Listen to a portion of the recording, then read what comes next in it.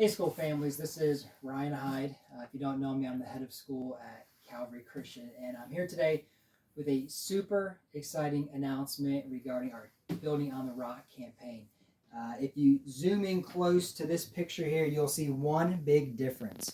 It used to say K4 through 6, and now we're planning to take everybody out in our phase 2 building.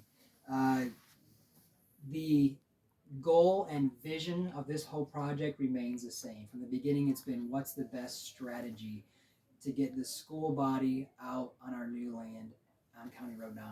And recently, it's become clear that we want to get everybody out there as fast as possible. We have added a few additional classrooms to make sure this can happen. So, besides the new classrooms that are coming with the large building in phase 2, we are adding a science lab and 2 more additional classrooms beyond that onto the current phase 1 building. This project does not mean that phase 3 completely goes away, but we do want to say that we will have the space to make sure that we can continue to grow in the future, serve these people well.